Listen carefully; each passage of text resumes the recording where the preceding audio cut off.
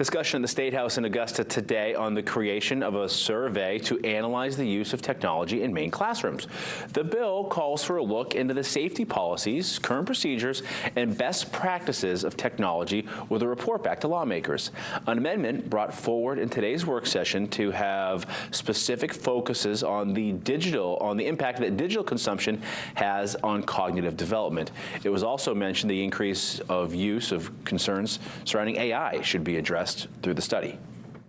Part of the genesis of this was actually the very rapid adoption in many different schools of ed tech, educational technology products that are driven by AI.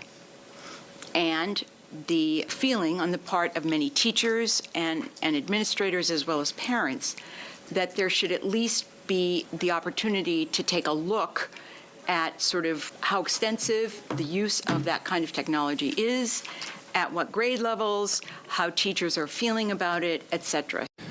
The proposal was given unanimous approval by the Education and Cultural Affairs Committee.